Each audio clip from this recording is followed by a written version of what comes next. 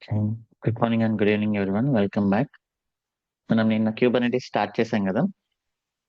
So Kubernetes address చేసే problems ఏంటి డాకర్లో అంటే, డాకర్ సింగిల్ హోస్ట్గా మనం డాకర్ని రిలయబుల్గా ఉండదు. అది ఆటో స్కేలింగ్ చేయలేము, హైలీ అవైలబుల్గా ఉంచలేము, వాల్యూమ్స్ పూర్గా ఉన్నాయి, నెట్వర్కింగ్ ప్రాపర్గా లేదు.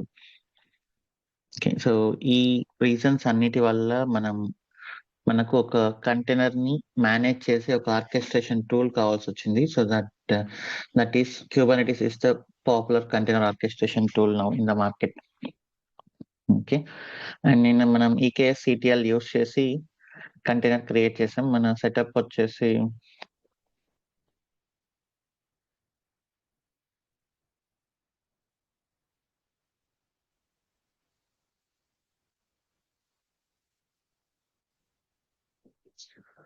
మనం డాకర్ ఫైల్స్ మన ల్యాప్టాప్ లో డెవలప్ చేసి గిట్హబ్ కి పుష్ చేసి ఒక వర్క్ స్టేషన్ లో డాకర్ ఇన్స్టాల్ చేసి ఉంటాం. అక్కడ డాకర్ ఇమేజెస్ ని బిల్డ్ చేసి మన డాకర్ హబ్ కి పుష్ చేసుకుంటాం. ఓకే, అలానే క్లస్టర్ ని మనం ఈకేఎస్ సిటిఎల్ అనే కమాండ్ లైన్ టూల్ యూస్ చేసి క్రియేట్ చేసాం. ఈ సింపుల్ యామెల్ ఫైల్, దీంట్లో మీ క్లస్టర్ నేమ్ ఏంటి, అండ్ దెన్ ఏ రీజియన్ లో ఉంది, నోట్ గ్రూప్, ఒక వర్కర్ నోట్స్ కావాలి కాబట్టి దానికి ఒక నేము, ఆ ఇన్స్టెన్స్ టైప్స్ ఏంటి, అండ్ స్పాట్ ఇన్స్టెన్సెస్ తక్కువ కాస్ట్ కోసం ఇదంతా చేసాం నిన్న. ఇది ఈకేఎస్ సిటిఎల్ అనేది క్లస్టర్ ని క్రియేట్ చేయడానికి, మేనేజ్ చేయడానికి, డిలీట్ చేయడానికి. అండ్ దెన్ క్యూబ్ సిటిఎల్ అనేది వచ్చేసి క్లస్టర్ తో ఇంటరాక్ట్ అయ్యి మనం మేనిఫెస్ట్ ఫైల్స్ ని పుష్ చేయడానికి. సో ఫైనల్ గా టూ థింగ్స్, ఒకటి ఇమేజ్ ని బిల్డ్ చేయడం, రెండోది ఇమేజ్ ని ఎలా రన్ చేయడం. ఇమేజ్ ని బిల్డ్ చేయడం డాకర్ ఫైల్ తో చేస్తున్నాం, ఇమేజ్ ని ఎలా రన్ చేయాలి అనేది క్యూబర్నెటిక్స్ కి మేనిఫెస్ట్ ఫైల్ ద్వారా మనం ఇన్ఫార్మ్ చేస్తున్నాం. ఓకే, సో నిన్న నేమ్ స్పేసెస్ అంటే చూసాం. Name space is the isolated space inside Kubernetes where you can create your project resources and you can control over it. Okay, just like VPC లాగా. Okay, so syntax వచ్చేసి just kind, API version, metadata ఇలా ఉంటుంది ప్రతిదానికి. Pod చూసాం. Pod is the smallest deployable unit inside Kubernetes. A pod can have multiple containers. Containers inside the pod share same network space and storage. Okay, so kind, pod, API version, metadata, ఏ namespace లోకి దీనిని మనం పంపించాలి. ఒకవేళ మీరు name space ఇవ్వకపోతే అది default లోకి వెళ్తుంది. స్పెసిఫికేషన్స్, కంటైనర్స్, ఇంకా సేమ్ ఒక ఇమేజ్ కంటైనర్ లాగా రన్ అవడానికి ఏమేమి ఆప్షన్స్ ఇవ్వాలో అవన్నీ మనం ఇవ్వాలి. మల్టీ కంటైనర్స్ చూసాం. మల్టీ కంటైనర్స్ ఎప్పుడు యూజ్ అవుతుంది అంటే మనకు లాగ్స్ ని షిప్ చేయడం అలాంటి వాటిలో యూజ్ అవుతుంది. లేబుల్స్ చూసాం. లేబుల్స్ యూజువల్లీ మెటా డేటాని యాడ్ చేస్తాయి, బట్ ఇక్కడ సెలెక్టర్స్ లాగా కూడా యూజ్ అవుతాయి, అది ఈ రోజు మనం చూస్తాం. యానిటేషన్స్ వచ్చేసి same like labels, but external resources ని సెలెక్ట్ చేసుకోవడానికి యూజ్ అవుతాయి. అండ్ ఇన్ఫర్మేషన్ వచ్చేసి ఎక్స్టర్నల్ టూల్స్ ఇన్ఫర్మేషన్ కూడా ఇక్కడ మనం ఇవ్వచ్చు. స్పెషల్ క్యారెక్టర్స్ మనకు లేబుల్స్ లో వర్క్ అవ్వవు. అక్కడ క్యారెక్టర్ లెంత్ కూడా ఒక లిమిట్ ఉంటుంది, బట్ ఇక్కడ క్యారెక్టర్ లెంత్ లిమిట్ అనేది ఉండదు. స్పెషల్ క్యారెక్టర్స్ కూడా వర్క్ అవుతాయి యానిటేషన్స్ లో. ఓకే, సో ఇక్కడ వరకు చూసాం నిన్న. ఈ రోజు రిమైనింగ్ రిసోర్సెస్ గురించి మనం డిస్కస్ చేస్తూ చూద్దాం.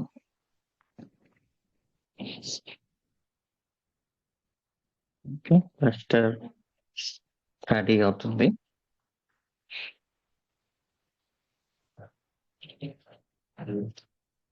Kubernetes.io env in pods.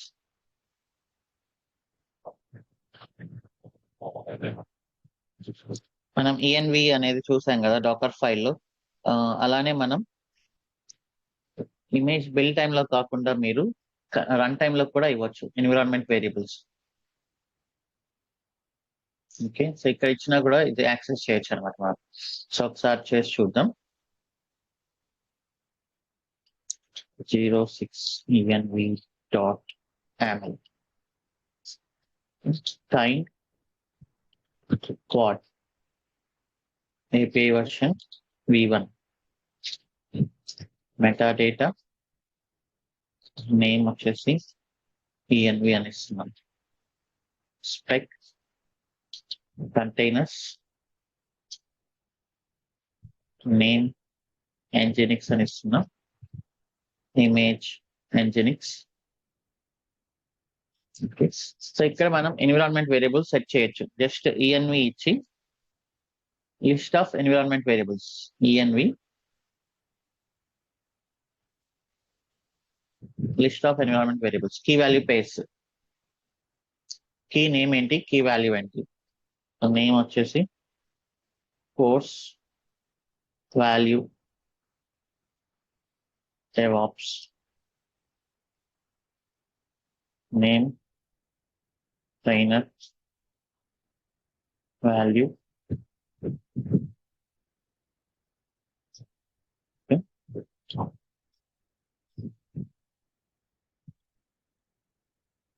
So ఇలా మీరు ఇచ్చేసి కంటైనర్ లోపల మన అప్లికేషన్ ఎన్విరాన్మెంట్ వేరియబుల్స్ ని యాక్సెస్ చేసుకోగలదు. ఓకే, సో ఒకసారి చేసి చూద్దాం.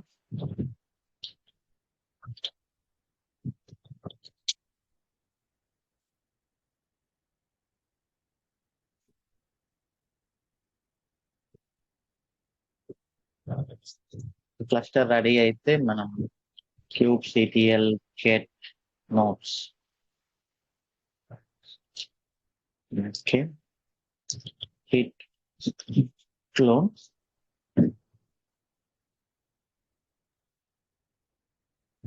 What is the command to create the pod?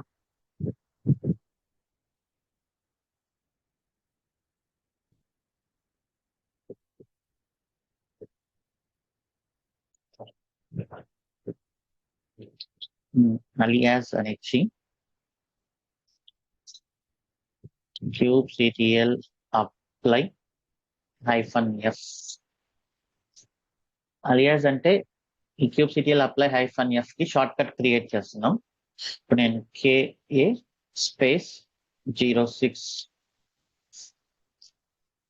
kubectl apply అన్నది. నేను ప్రతిసారి మొత్తం టైప్ చేయకుండా అలా alias పెట్టుకున్నాను.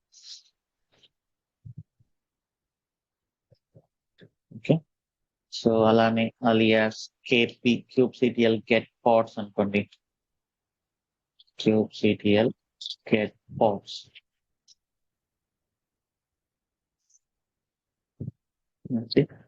kubectl exec -it env dash. So ఇందులో వెళ్ళి మనం env కమాండ్ చెక్ చేసుకుంటే ఎన్విరాన్మెంట్ వేరియబుల్స్ అన్ని ఇక్కడ మనకు ఉంటాయి. మనం క్రియేట్ చేసిన కోర్స్, DevOps అండ్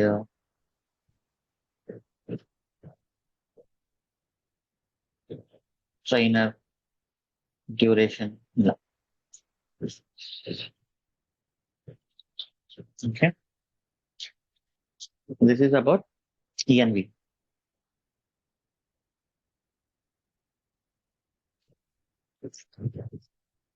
సో మనం రిసోర్స్ యూటిలైజేషన్ లో కంటైనర్స్ ఏం చేస్తాయి, డైనమిక్ గా మెమరీ తీసుకుంటాయా, ఎంత అవసరమైతే అంత రిసోర్సెస్ ని బ్లాక్ చేయవు కదా.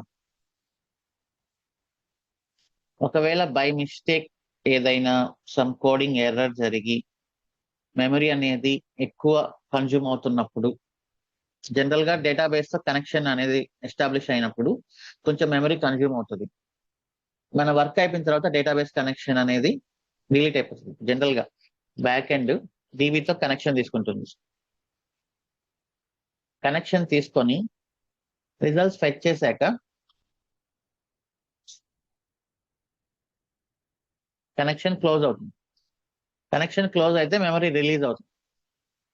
ఒకవేళ కనెక్షన్ క్లోజ్ అవ్వలేదు అనుకోండి, due to some coding errors, అప్పుడు మెమరీ అనేది అలానే బ్లాక్ అయిపోతుంది అనమాట.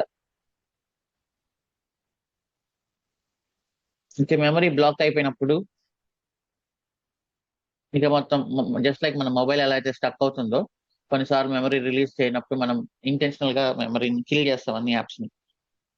అలానే ఇక్కడ ఏదైనా ప్రాబ్లం వచ్చినప్పుడు మెమరీ రిలీజ్ కాకపోతే నెంబర్ ఆఫ్ కనెక్షన్స్ పెరిగిపోయి మొత్తం రిసోర్సెస్ అంతా అయిపోతాయి. అప్పుడు ఏం ఛాన్స్ ఉంది మనకు, ఇప్పుడు ఇందులో ఉండే కంటైనర్, ఓకే, సో ఒక సర్వర్ లో ఉండే కంటైనర్ ఆర్ పాడ్, సారీ ఇక్కడ పాడ్ అనుకుందాం, ఇది ఒక సర్వర్ అయితే ఇక్కడ మల్టిపుల్ పాడ్స్ ఉంటాయి మనకు.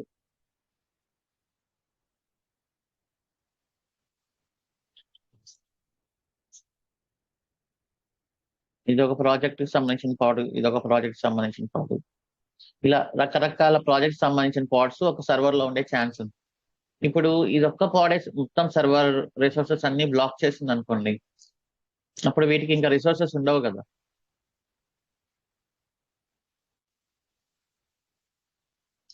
మనం ఒక ఫ్లాట్ లో ఒక రూమ్ షేర్ చేసుకుంటున్నప్పుడు కిచెన్ లో కానీ బాల్కనీలో కానీ మొత్తం మన థింగ్స్ పెట్టేస్తే ఇంకా వేరే వాళ్ళకి స్పేస్ ఉండదు కదా. సో అందుకని ఇక్కడ ఏంటంటే మనకు రిసోర్సెస్ లిమిటింగ్ అనేది ఒకటి ఉంది.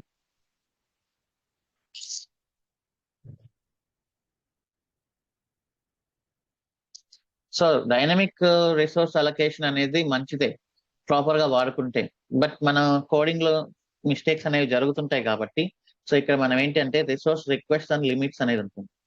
మీ పాడ్ కి మినిమం ఎంత రిసోర్సెస్ కావాలి, మాక్సిమం ఎంత రిసోర్సెస్ కావాలి అనేది మనం ఇక్కడ ఇవ్వచ్చు అనమాట. రిక్వెస్ట్ అంటే సాఫ్ట్ లిమిట్. మీరేం చెప్తున్నారంటే నాకు మినిమం 64 MB ర్యామ్, 250 M, ఒక 1/4 ఆఫ్ ప్రాసెసర్. 1000 M అంటే ఒక ప్రాసెసర్, 250 M అంటే 1/4 ఆఫ్ ద ప్రాసెసర్ అలొకేట్ చేయమని చెప్తున్నాం. అది మినిమం. మాక్సిమం వచ్చేసి నా పాడు 128 MB దగ్గరకు వెళ్ళొచ్చు అండ్ హాఫ్ ప్రాసెసర్ ని కన్జ్యూమ్ చేసుకోవచ్చు అని చెప్తున్నారు.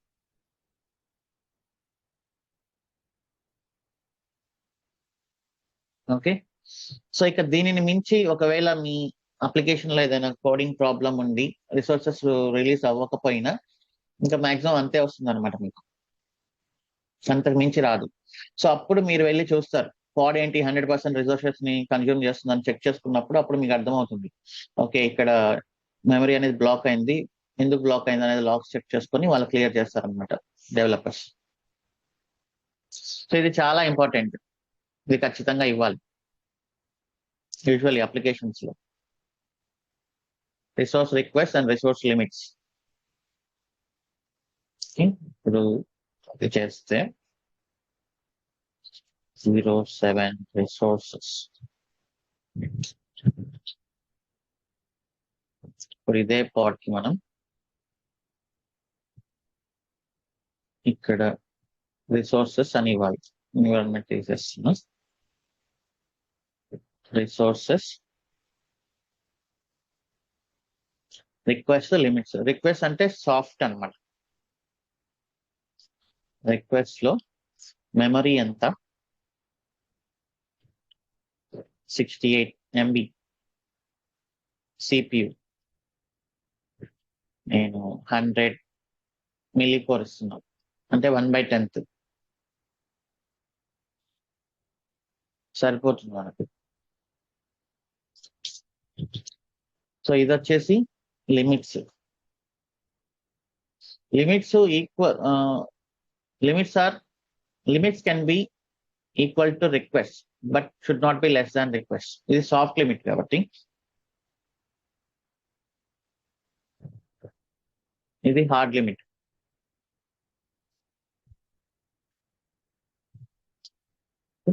లిమిట్స్ రిక్వెస్ట్ అంతే ఉండొచ్చు కానీ రిక్వెస్ట్ కంటే తక్కువ ఉండకూడదు. సో ఇక్కడ మనం ఒక 120 ఏదో ఎంతో కొంత 128 MB ఇచ్చాను, ఇక్కడ 150 ఇస్తున్నాం.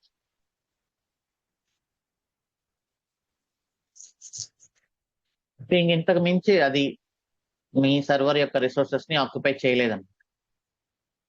ఒకవేళ ట్రాఫిక్ ఎక్కువ వచ్చింది అనుకోండి, దానివల్ల రిసోర్సెస్ కన్జ్యూమ్ అయింది అనుకోండి, దాన్ని మనం ఆటో స్కేలింగ్ లో హ్యాండిల్ చేస్తాం. Okay,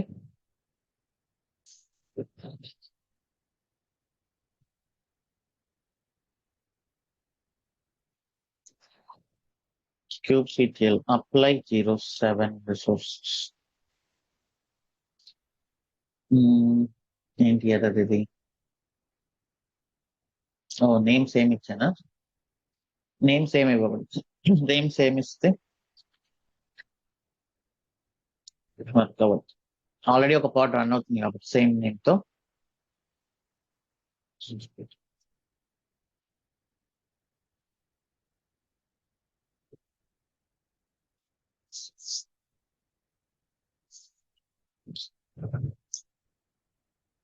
okay.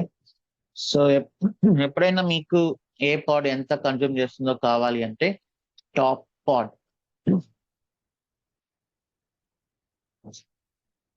3 MB RAM use చేసుకుంటుంది. సిపియు అనేది ఆల్మోస్ట్ 0 నన్ను కొత్త పాడ్ వాడాలి.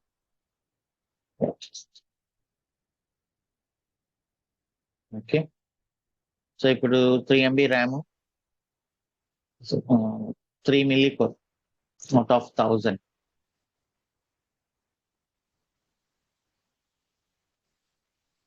ఓకే.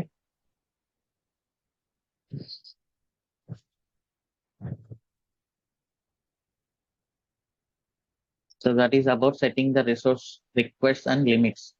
అది కూడా ఇంపార్టెంట్.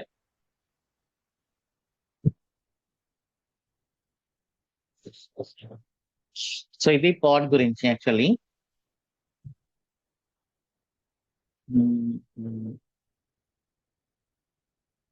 ఇప్పుడు ఈఎన్వికి వచ్చినప్పుడు ఇక్కడ ఏమైనా వాల్యూస్ చేంజ్ అయ్యాయి అనుకోండి, మనం ఏం చేయాలి? ఇక్కడికి వచ్చి చేంజెస్ చేసి మళ్ళీ మనం అప్డేట్ చేయాలి కదా.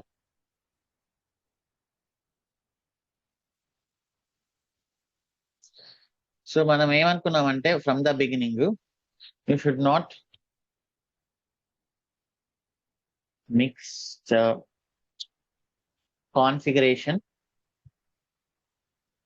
With code or definition, manifest definition. So మనం ఎప్పుడైనా కూడా కోడ్ నుంచి కాన్ఫిగరేషన్ ని ఎక్స్ట్రాక్ట్ చేసి పెడితే మనకు ఎడిట్ చేసుకోవాల్సిన అవసరం తప్పుతుంది అనమాట ప్రతిసారి. ఓకే. సో ఇప్పుడు మనం ఏం చేస్తామంటే మనం కాన్ఫిగ్ మ్యాప్ అనే ఒక రిసోర్స్ ఉంటుంది.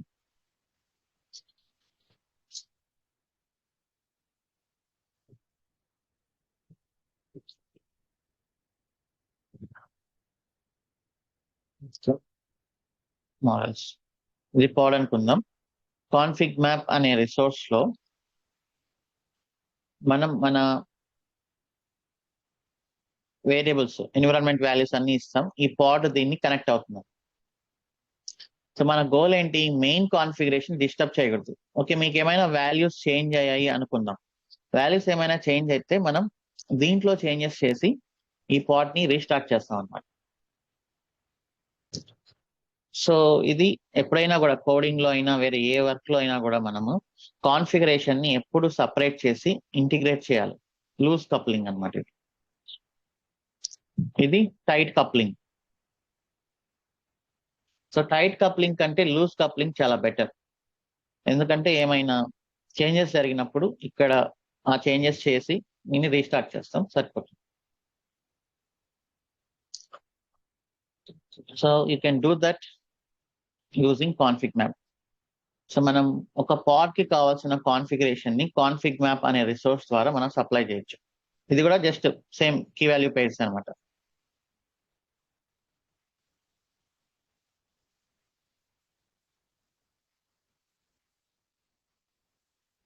Okay. API version, kind, config map, metadata. మీ కాన్ఫిగ్ మ్యాప్ నేమ్ ఏంటి అండ్ ఇందులో మీరు ఏం స్టోర్ చేస్తున్నారు, యూజర్ నేమ్, యాక్సెస్ లెవెల్, ఇట్లా key value pairs. Okay.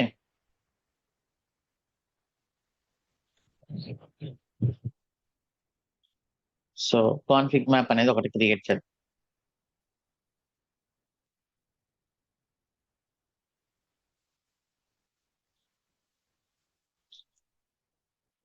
Kind config map API version v1.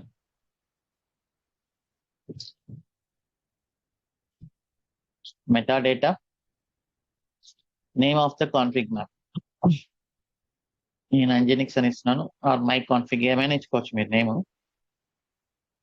Okay. Data, ఏమి డేటా స్టోర్ చేస్తున్నారు. Okay. So again same source నేను Kubernetes అని ఇస్తున్నా.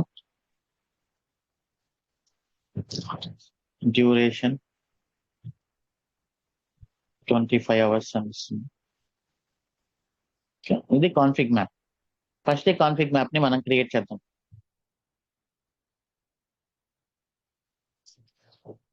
Kubernetes లో ఎవ్రీథింగ్ రిసోర్సెస్ అన్నమాట. Okay, kubectl apply 08 config map. Okay, so చూడాలి అంటే kubectl get config map. Any resource Kubernetes లో మీరు డిస్క్రైబ్ చేయాలి అంటే kubectl describe config map my config. Okay, అందులో డేటా మనకు కనిపిస్తుంది. ఇప్పుడు ఈ కాన్ఫిగ్ మ్యాప్ ని మనం వేరే ఏదైనా పాడ్ కి అటాచ్ చేయాలి. అటాచ్ చేయాలి అంటే సో ఇంకొక పాడ్ రాస్తున్నా, pod config .yaml.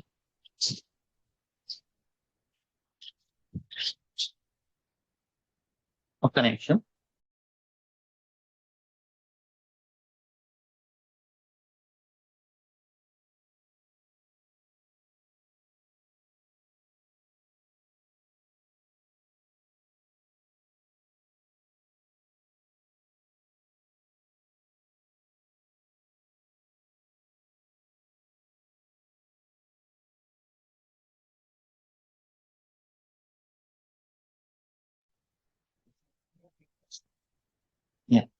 సో ఇప్పుడు ఈ కాన్ఫిగ్ మ్యాప్ ని మనం పాడ్ కి ఎలా అటాచ్ చేయాలనేది చూస్తాం. Same simple syntax, metadata name pod config spec containers name nginx image nginx. ఇక env అనేది కీ వాల్యూ పేరు మామూలుగా. అదే ఒకవేళ కాన్ఫిగ్ మ్యాప్ లోంచి తీసుకోవాలి అనుకుంటే సింపుల్ గా ఇక్కడ చూడండి, env ఫ్రమ్ మనం ఎన్విరాన్మెంట్ ని సెట్ చేస్తున్నాం. ఎక్కడి నుంచి తీసుకొని సెట్ చేస్తున్నాం? env from config map reference and me config map name. Name of the config map. ఈ ఇండెంటేషన్ కరెక్ట్ గా చూసుకోండి. మీరు ఎన్ని కాన్ఫిగ్ మ్యాప్స్ అయినా ఈ పాడ్ కి సెట్ చేయొచ్చు. చూడండి, ఇది లిస్ట్. మనం ఇచ్చిన కాన్ఫిగ్ మ్యాప్ నేమ్ ఏంటి? My config. ఓకే, సో ఇప్పుడు ఇది ఏం చేస్తుంది? Kubernetes ఎగ్జిక్యూట్ చేసేటప్పుడు కాన్ఫిగ్ మ్యాప్ ని ఏముందో చూసుకొని ఆ వాల్యూస్ ని ఇక్కడ ఎన్విరాన్మెంట్ లాగా సెట్ చేస్తుంది అనమాట. ఓకే, సో ఇది అప్లై చేద్దాం.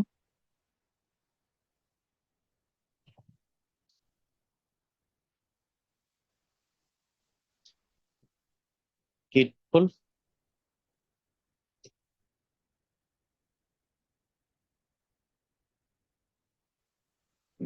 జీరో 09.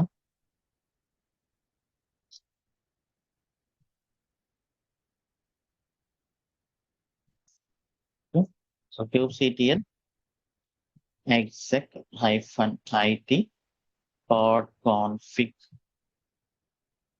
bash. కోర్స్ Kubernetes ఇవన్నీ సెట్ అయిపోయింది. ఇప్పుడు ఏమైనా చేంజెస్ కావాలి అనుకున్నప్పుడు మనం ఇంకా పాడ్ అనేది మెయిన్ కాన్ఫిగరేషన్ కదా, దీన్ని డిస్టర్బ్ చేయకుండా ఈ కాన్ఫిగ్ మ్యాప్ లో మనం కావాలంటే ఇక్కడ చేంజెస్ చేసుకోవచ్చు. ఫర్ ఎగ్జాంపుల్ 26 hours అని పెట్టినప్పుడు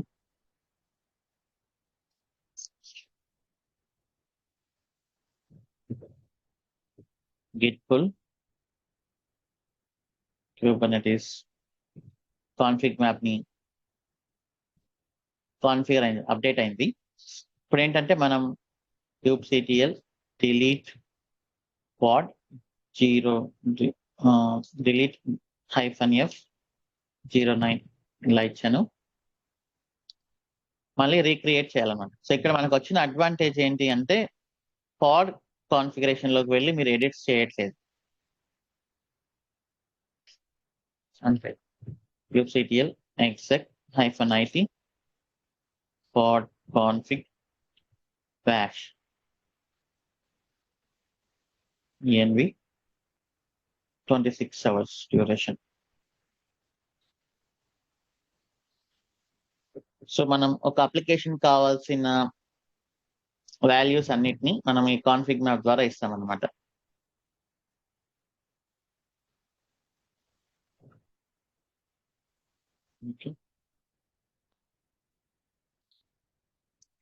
అలానే మనకు సీక్రెట్స్ అనేది ఉంది.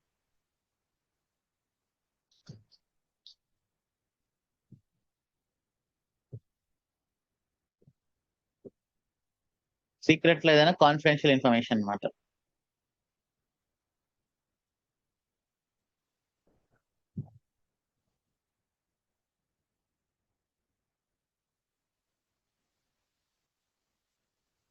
యూజువల్ గా type of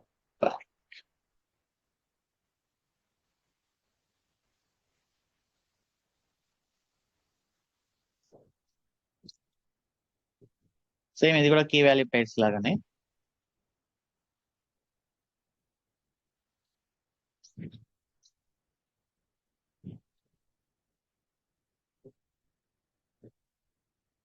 API version v1 kind secret meta data and మనం ఇక్కడ మన డేటా ఇవ్వాల్సి వస్తుంది. ఫస్ట్ ఈ సింటాక్స్ రాస్తున్నాం 10 secret.aml. ఓకే, ఇక్కడ వీళ్ళ ఎగ్జాంపుల్ ఇవ్వలేదు. secret.aml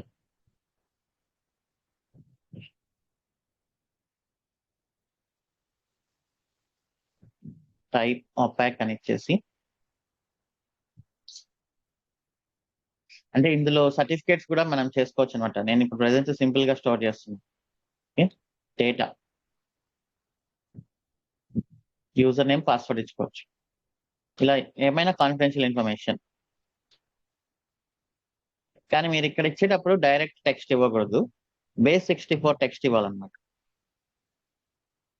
base64 అనేది ఎన్కోడింగ్ ఫార్మాట్. అది మనకి ఎలా వస్తుందంటే ఇలా, నేను ఏదైనా ఒక username echo -n admin అని ఇచ్చి పైప్ base64 అని ఇచ్చా అనుకోండి, base64 ఫార్మాట్ లో మనకు వస్తుంది. అది ఎన్కోడెడ్. మళ్ళీ మనం దీన్ని డీకోడ్ కూడా చేయొచ్చు.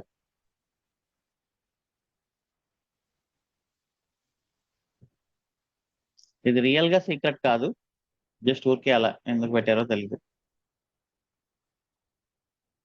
base64 decode.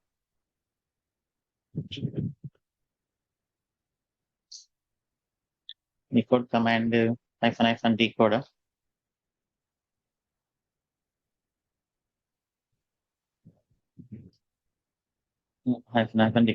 సో ఇప్పుడు ఇదే దాన్ని ఎవరైనా వేరే వాళ్ళకి వెళ్ళింది అనుకోండి, ఇది వాళ్ళు ఎక్కువ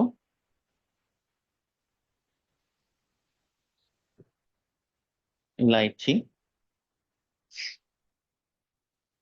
base64 -decode అని ఇచ్చేస్తే వచ్చేస్తుంది. ఇదేం రియల్ గా సీక్రెట్ ఏం కాదు, ఇది జస్ట్ ఉట్నే అలా. ఇప్పుడు ఎన్కోడింగ్ కి ఎన్క్రిప్షన్ కి చాలా డిఫరెన్స్ ఉంది. ఇప్పుడు శివ అనే పదాన్ని మనం ఇలా రాసినట్టు ఉంటుంది అనమాట. సో అది ఈజీగా ఎవరికైనా అర్థమైపోతుంది. అన్ని క్యారెక్టర్స్ మధ్యలో ఏ పెట్టారో అది తీసేస్తే నేమ్ వచ్చేస్తుంది అన్ని క్యారెక్టర్ తర్వాత. బట్ ఎన్క్రిప్షన్ అంటే ఏంటి, అది మనకు అర్థం కాదు. అది ఎట్లా అంటే అట్లా ఇలా వచ్చేస్తుంది. మనం SSH కీస్ ఉన్నాయి కదా, అవి ఎన్క్రిప్టెడ్ కీస్ అన్నమాట. సో యూజువల్లీ మనం Kubernetes సీక్రెట్స్ అనేది రియల్ గా సీక్రెట్ కాదు, అది మనం సీక్రెట్ మేనేజర్ లో పెడతాం ఫ్యూచర్ లో. ఓకే, సో ప్రస్తుతానికి అయితే సింపుల్ గా సీక్రెట్స్ అర్థం చేసుకుందాం.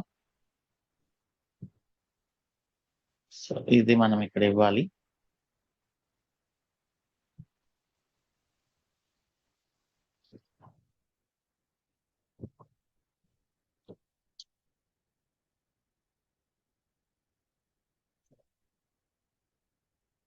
ఇది సీక్రెట్. ఒపాక్ అంటే ఏం లేదు, జస్ట్ కీ వాల్యూ పైర్స్ లాగా అనమాట, సింపుల్. అంటే టైప్ ఆఫ్ సీక్రెట్స్ వేరే ఉన్నాయి, అసలు సీక్రెట్స్ ఇవి అక్కడ అవసరం లేదనుకుంటున్నాం మనం. Like you can keep tokens, user name పాస్వర్డ్లు కాకుండా టోకెన్స్, డాకర్ కాన్ఫిగరేషన్, ఏదైనా సీక్రెట్ లో పెట్టచ్చు, టిఎల్ఎస్ సర్టిఫికేట్స్ అలా. మీకు సింపుల్ గా అన్నప్పుడు కీ వాల్యూ పైర్స్ లాగా అనుకున్నప్పుడు ఒపాక్ అనేది యూస్ చేస్తాను.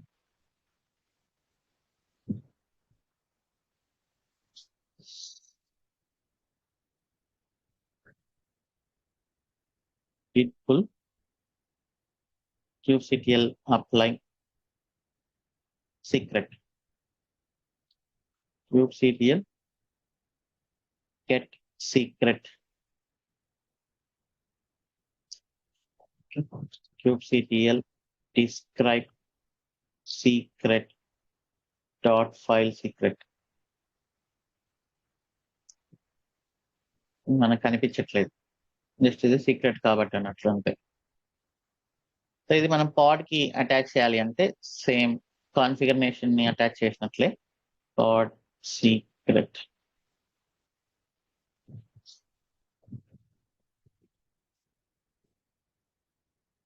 పాడ్ కాన్ఫిగరేషన్ ఎలా అయితే అటాచ్ చేస్తారో సేమ్ అలానే env from config map reference కాదు, secret reference. So syntax exactly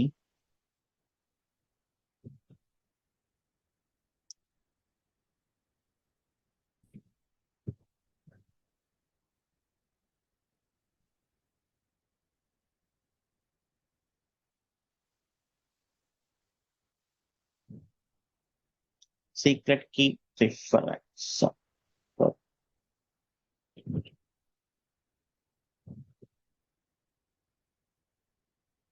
that secret reference, secret entity,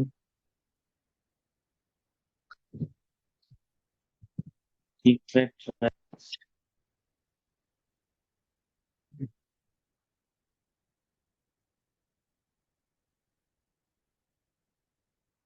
పాడ్ కి అటాచ్ చేసేప్పుడు env from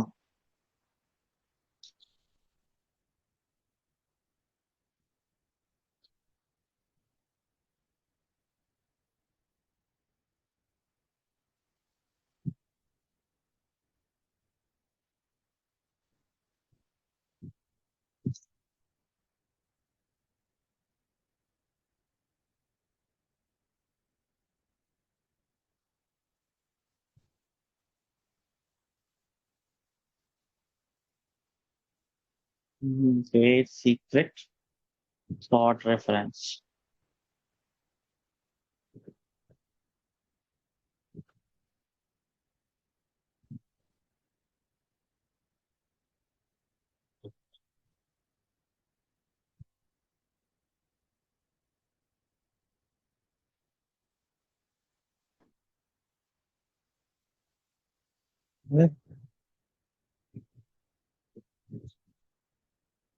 just secret reference మరి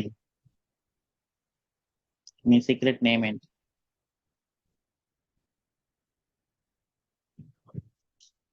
సో ఇప్పుడు ఏం చేస్తుందంటే క్యూబర్నెటిస్ ఎగ్జిక్యూట్ చేసేటప్పుడు ఈ సీక్రెట్ ని తీసుకొచ్చి ఎన్విరాన్మెంట్ వేరియబుల్స్ లాగా సెటప్ చేస్తుంది అనమాట.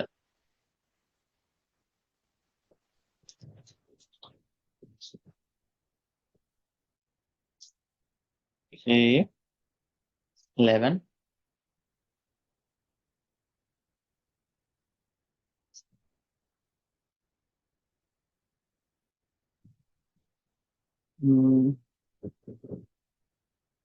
ఓకే, నేమ్ మార్చాలి, pod secret.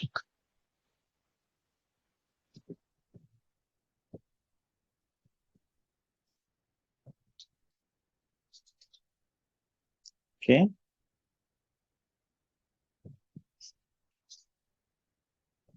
So kubectl exec -it pod secret లోకి వెళ్తే మనకు ఆ వాల్యూస్ కనిపిస్తాయి. User name, password.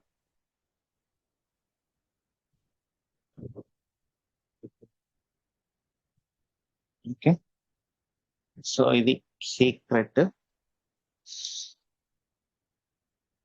సో ఇప్పటి వరకు మనం పాడ్స్ గురించి చూసాం.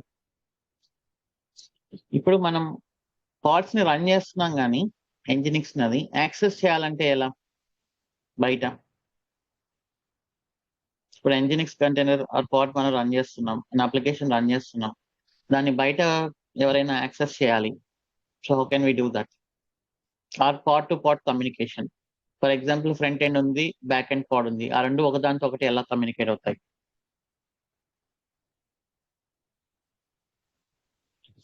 సో ఇది ఒక సర్వర్ అనుకుందాం, దీంట్లో మనకు రెండు పాడ్స్ ఉన్నాయి. సో ఈ పాడ్ అనదర్ పాడ్ తో ఎలా కమ్యూనికేట్ అవుతుంది? ఇది ఫ్రంట్ ఎండ్, ఇది బ్యాక్ ఎండ్ అనుకోండి, ఆర్ వేరే ఎనీ సర్వీస్. సో ఈ పాడ్ యొక్క ఐపీ అడ్రస్ ఇక్కడ ఇస్తే ఇట్ కెన్ కనెక్ట్ కదా.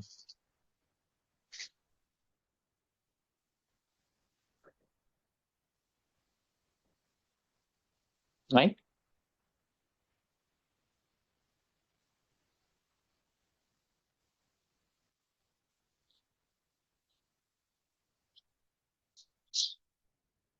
సో ఈ పాడ్ ఐపీ అడ్రస్ అనేది పర్మనెంటా, టెంపరీయా? Will change or not? Pod అనేది డిలీట్ అయ్యి మళ్ళీ క్రియేట్ అయింది అనుకోండి, ఐపీ అడ్రస్ అనేది చేంజ్ అవుతుందా, అవ్వదా? సో యూజువల్ గా ఐపీ అడ్రస్లు కానీ అసలు ఎంటైర్ పాడే ఎఫెమరల్ అయినప్పుడు ఐపీ అడ్రస్లు కూడా ఈజీగా చేంజ్ అవుతాయి అన్నమాట. సో నేను ఈ పాడ్ ఐపీ అడ్రస్ ని కాన్ఫిగర్ చేశానంటే రేపు పొద్దున ఇది డిలీట్ అయ్యి మళ్ళీ రీక్రియేట్ అయింది అనుకోండి, అప్పుడు ప్రాబ్లం వస్తుంది. సో దానికోసం మనకి ఏంటి అంటే సర్వీస్ అనే ఒక రిసోర్స్ ఉంది. ఈ సర్వీస్ దేనికంటే ఒకటి లోడ్ బ్యాలెన్సింగ్ కోసం, ఇంకొకటి పాడ్ టు పాడ్ కమ్యూనికేషన్ కోసం. ఓకే,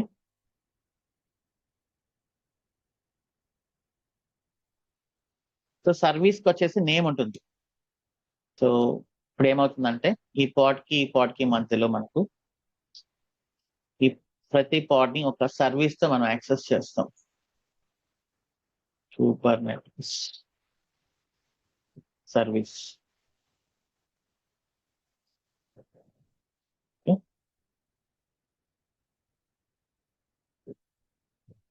సో ఇప్పుడు ఈ సర్వీస్ ని మధ్యలో ఉంచి ఈ పాడ్ డైరెక్ట్ గా కమ్యూనికేట్ అవ్వవు అనమాట. సో ఇప్పుడు ఏం చేస్తామంటే ఈ సర్వీస్ ని మధ్యలో ఉంచుతాం. ఇప్పుడు ఈ పాడ్ ఈ సర్వీస్ కి రిక్వెస్ట్ పంపిస్తుంది, ఇది ఒక లోడ్ బ్యాలెన్సర్ లాగా.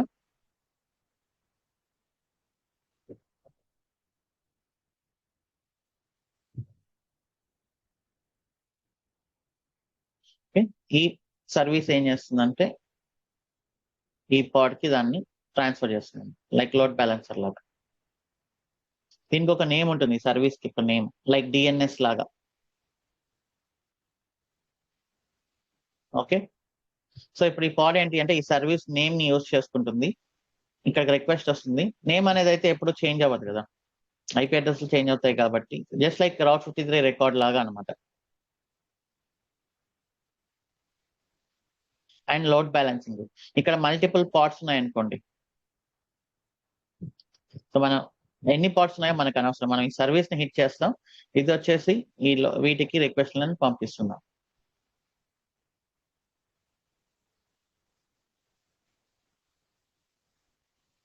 ఓకే,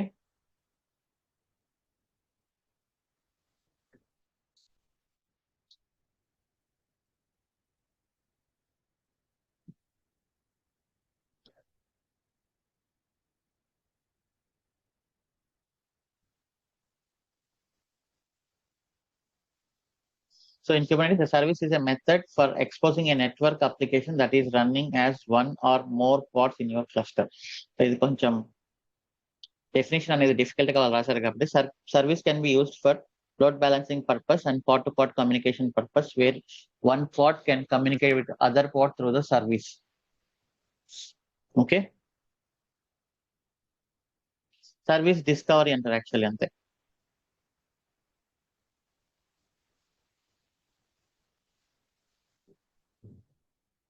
సో సింపుల్ గా వచ్చేసి సింటాక్స్ అన్ని సేమ్ మనకు కుబర్నెటిస్ లో.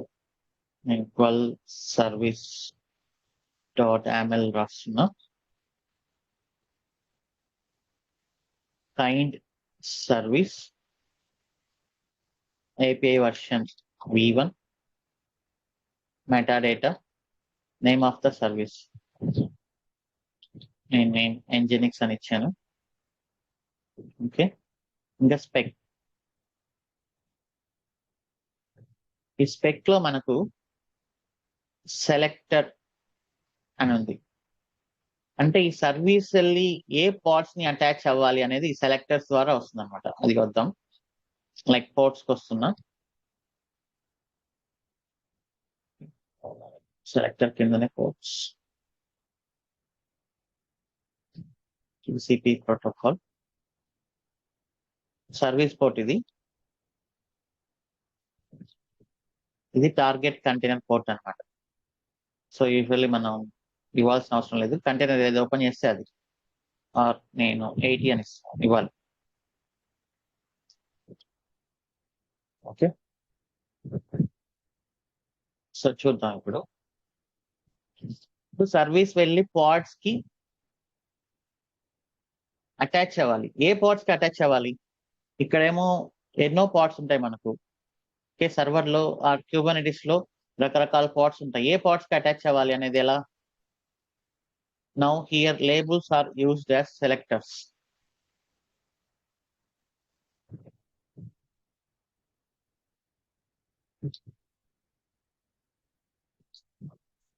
ఓకే, సో అది మనం నిన్న చూసాం కదా. ఇప్పుడు ఒక పాడ్ డెఫినేషన్ తీసుకొని నేను లేబుల్స్ తీసుకొని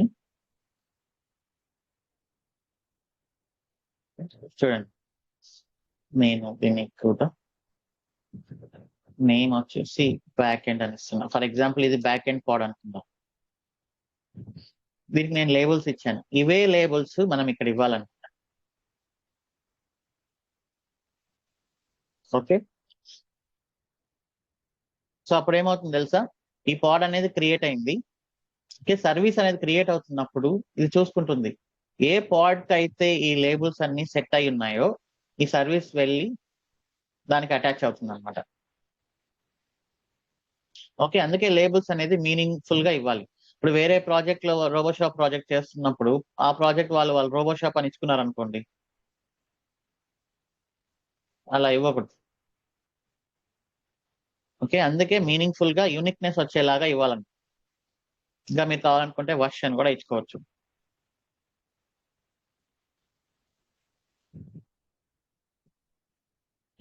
.0.0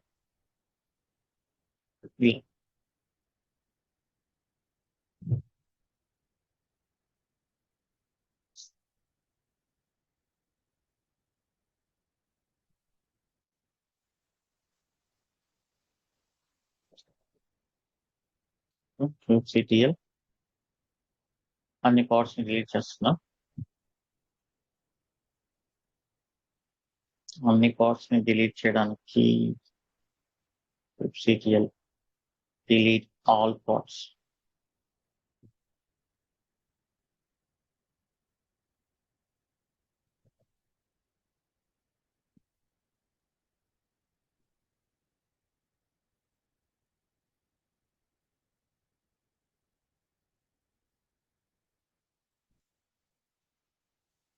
-n default. ఓకే, అన్ని పార్ట్స్ డిలీట్ చేశాను. సో ఇప్పుడు మనం క్రియేట్ చేద్దాం.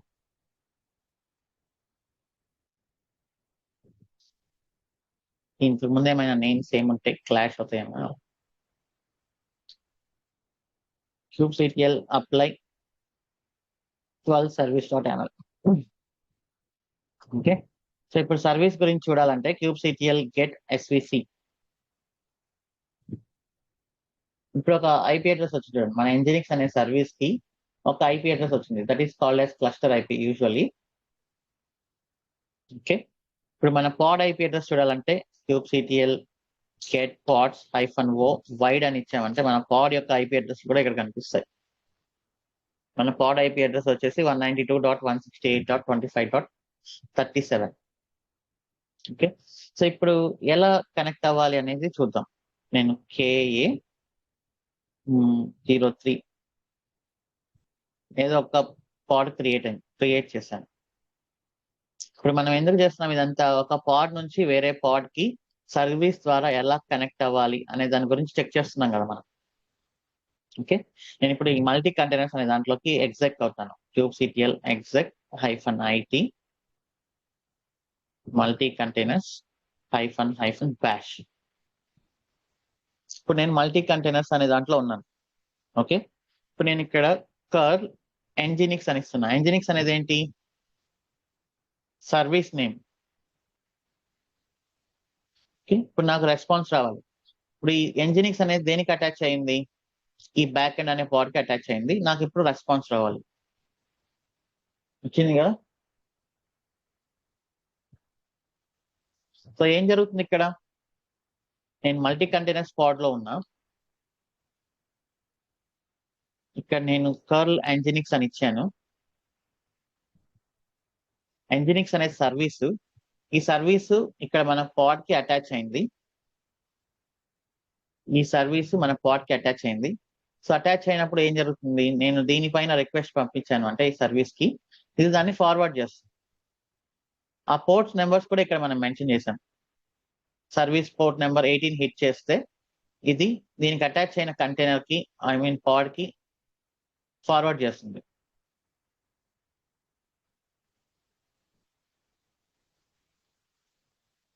ఓకే, కావాలంటే మనం ns లుక్అప్ చేసి చూద్దాం. ns లుక్అప్ nginx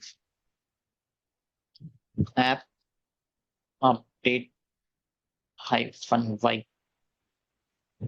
ఇది ఉబుంటుకు సంబంధించిన ఓఎస్. జనరల్ గా apt install tns utils -y.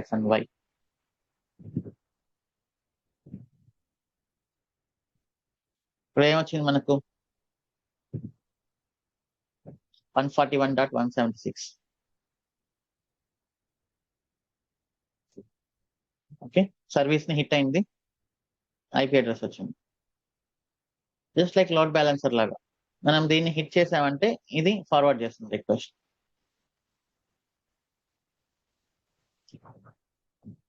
So ఇది సర్వీస్ అనమాట. సర్వీస్ లో 3 టైప్స్ ఆఫ్ సర్వీసెస్ ఉన్నాయి. ఒకటి cluster IP, 2 node port, 3 load balance. Cluster IP అనేది డిఫాల్ట్ అనమాట. Only works internally.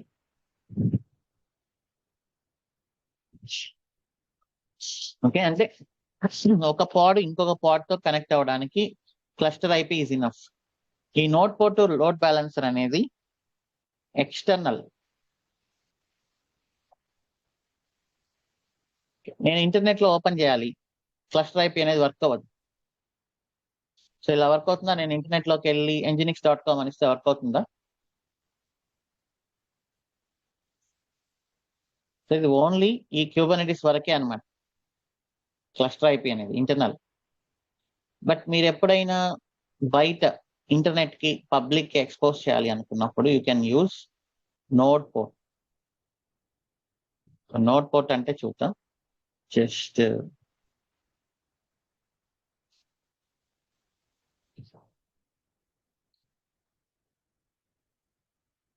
టైప్ వచ్చేసి మనం నోడ్ పోర్ట్ అని ఇస్తాం అంతే. ఇక్కడ స్పెక్ ఉంది కదా, సర్వీస్ స్పెక్ లో టైప్ అనేది ఉంటుంది. టైప్ నోడ్ పోర్ట్ అని. నోడ్ పోర్ట్ అంటే ఏంటో చూడు.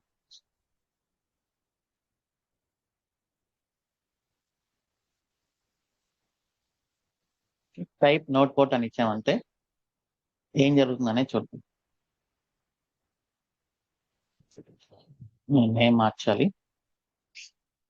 nginx నోడ్ పోర్ట్ అని ఇస్తున్నా. ఇక్కడ కూడా నేను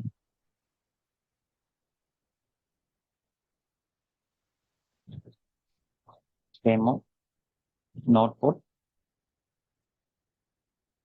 ఇక్కడ కూడా demo node port. Okay, back and NP అని ఇస్తుంది. నేమ్స్ చేంజ్ చేయాలి, లేకపోతే మళ్ళీ నేను లేబుల్స్ కూడా చేంజ్ చేయాలి, లేకపోతే ఇప్పుడు ఏమవుతుంది, ఈ సర్వీస్ వెళ్ళి మళ్ళీ దీనికి అటాచ్ అవుతుంది. ఓకే,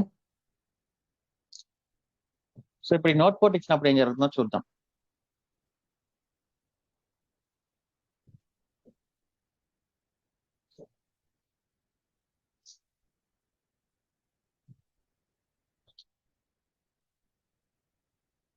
సరే, నేను ఇది డిలీట్ చేస్తున్నా. kubectl delete -f కన్ఫ్యూజన్ లేకుండా 12.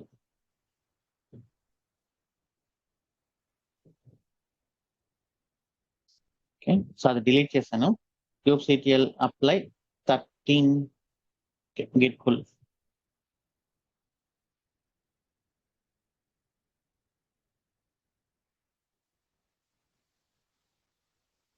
Okay, kubectl get svc.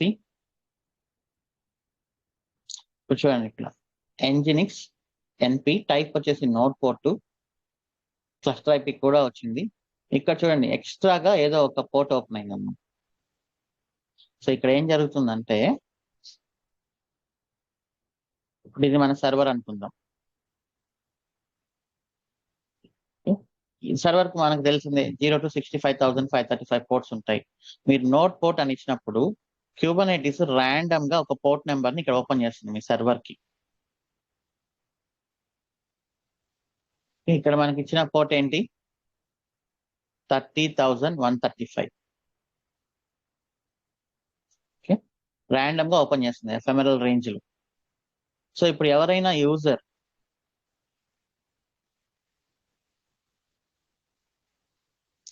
మీ సర్వర్ యొక్క ఐపీ అడ్రస్ పైన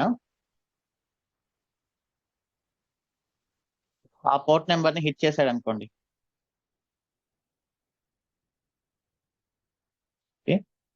IP:port హిట్ చేశాడు అనుకోండి, ఇప్పుడు క్యూబర్నెటిస్ ఏం చేస్తుంది, ఇక్కడ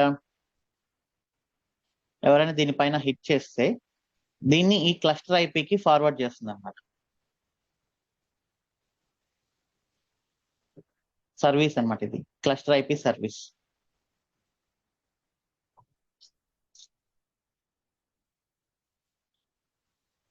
సో సర్వీస్ ఏం చేస్తుంది, మామూలుగా సర్వీస్ ఎక్కడికి ఫార్వర్డ్ చేస్తుంది రిక్వెస్ట్ ని,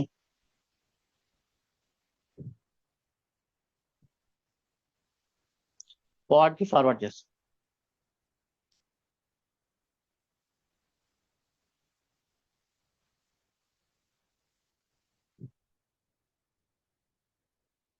ఓకే,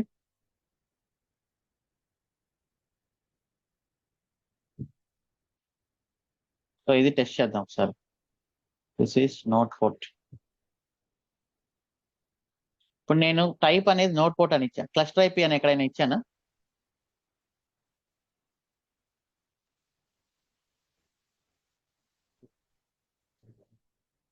సో ఇక్కడ మనం అర్థం చేసుకోవాలి ఏంటంటే, మీరు టైప్ నోట్ పోర్ట్ అని ఇచ్చినప్పుడు అది ఆటోమేటిక్ గా క్లస్టర్ ఐపీని కూడా ఇస్తుంది. So cluster IP is a subset of note port.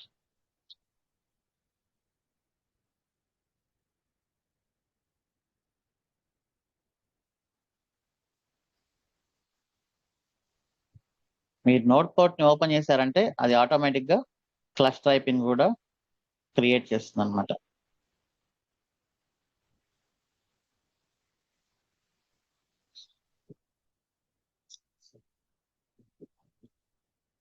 Okay,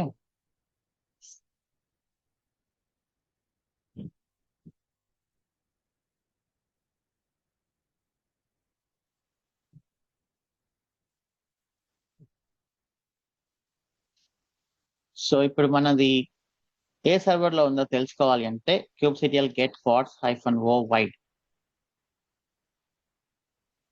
ఇప్పుడు మన బ్యాక్ ఎండ్ ఇది ఈ సర్వర్ లో రన్ అవుతుంది 168.31.151 అనే సర్వర్ లో. సో ఐపీ అడ్రస్ తీసుకుందాం.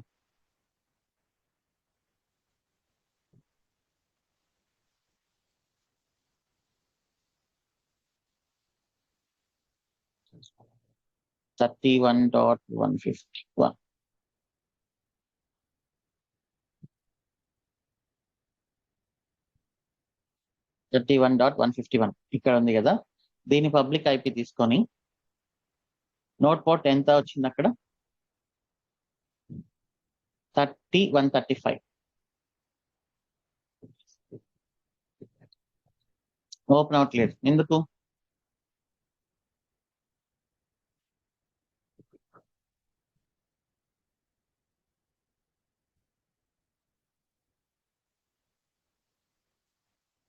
వై? Any reason? ఒక సర్వర్ ఇచ్చి పోర్ట్ ఇస్తే ఓపెన్ అవ్వట్లేదు అంటే ఫస్ట్ చెక్ చేయాల్సింది సెక్యూరిటీ గ్రూప్. సో మన సెక్యూరిటీ గ్రూప్ ఏమి అలౌ చేయలేదు కదా పోర్ట్ పైన. ఓకే, ఈ సెక్యూరిటీ గ్రూప్ ఓపెన్ చేసి నేను ఈ పోర్ట్ ని ఓపెన్ చేస్తాను. Edit inbound rules, add rule.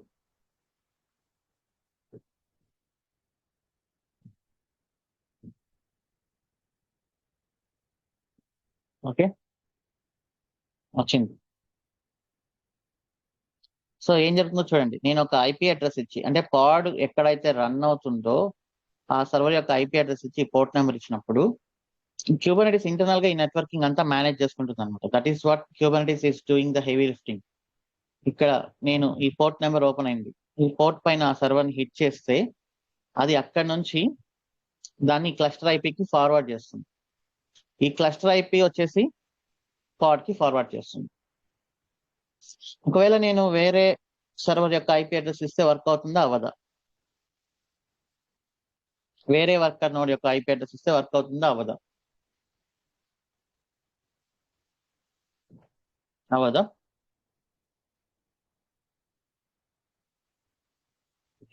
సరే చూద్దాం. అయింది. ఇంకొక సర్వర్ కూడా అయింది.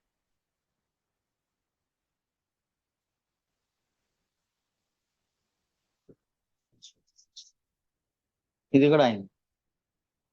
సో యాక్చువల్లీ క్యూబర్నెటిస్ ఏంటి అంటే ఎన్ని సర్వర్స్ ఉన్నాయో అనేది మనకు అనవసరం. క్యూబర్నెటిస్ చేసే ఎక్స్ట్రాక్షన్ ఏంటి, కింద ఎన్ని సర్వర్స్ ఉన్నా కూడా మనకు అప్లికేషన్ రావాలి. అసలు క్యూబర్నెటిస్ తో వర్క్ చేసేటప్పుడు సర్వర్, మన ఐడియల్ గా సర్వర్ ని టచ్ చేయకూడదు. సో క్యూబర్నెటిస్ ఏం చేస్తుందంటే ఉండే అన్ని సర్వర్స్ లో ఈ పోర్ట్ ఓపెన్ చేస్తుంది అనమాట. అసలు ఇక్కడ సర్వర్స్ అనేది మనకు అనవసరం, మీ సర్వర్స్ ఎన్నైనా ఉండనివ్వండి. This is a Kubernetes, I'm just calling it as Kubernetes, it can be anything. Okay, so ఇక్కడ నోట్ పోర్ట్ అనేది ఓపెన్ అవుతుంది. You can give any IP address. So మనకు అసలు పాడ్ ఏ సర్వర్ లో ఉంది అనేది కూడా అనవసరం. మీరు ఎనీ ఐపీ అడ్రస్ పైన ఈ నోట్ పోర్ట్ ని హిట్ చేశారంటే, okay, for example this is the Kubernetes.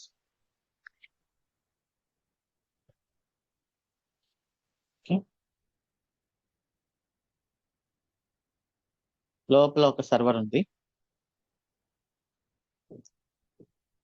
మనకు 3 సర్వర్స్ ఉన్నాయి కదా.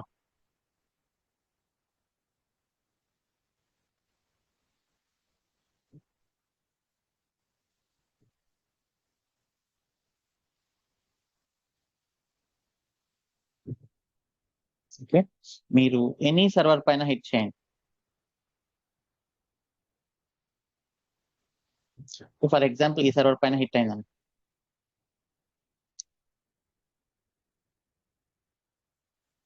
ఓకే, ఒకవేళ పాడ్ అనేది ఇక్కడ ఉంది,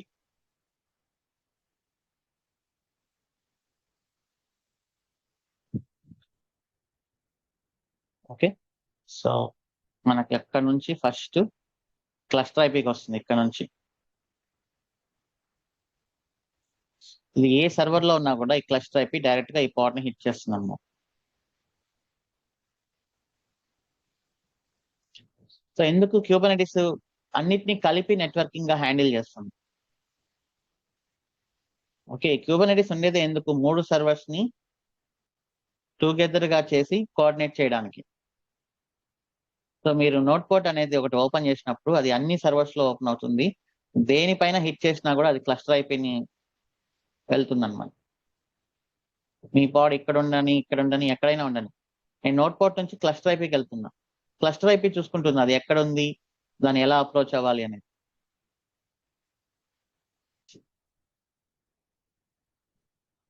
ఓకే,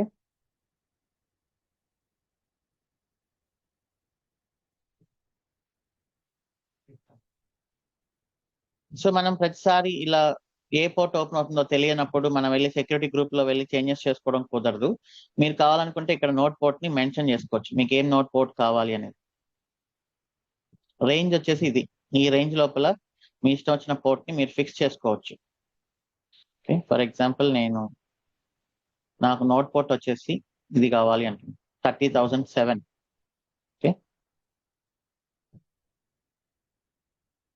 ఇప్పుడు డిలీట్ చేస్తున్నా, ctl delete -f.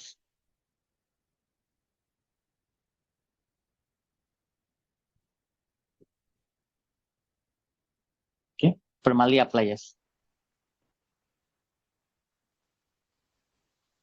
AA13 note port kubectl get svc 30,007 open అయింది. మీరు ఏది ఇస్తే అది, బట్ ఆ రేంజ్ లోనే ఇవ్వాలి. ఇప్పుడు నేను ఇక్కడికి వచ్చి సెక్యూరిటీ గ్రూప్ లో ఏం చేంజెస్ చేయాలి, ఇక్కడ నేను ఫిక్స్ అనమాట 30,007.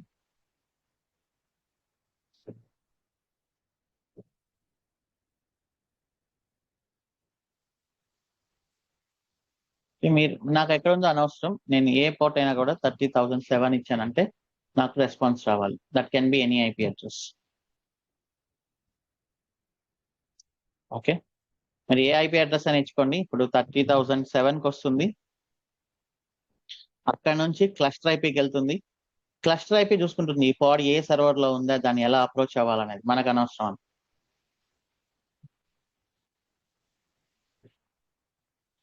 ఓకే, ఒకవేళ ఇక్కడే కూడా ఉండిండొచ్చు, it's okay. But node port నుంచి క్లస్టర్ ఐపీకి వస్తుంది, క్లస్టర్ ఐపీ నుంచి పోర్ట్కి వస్తుంది.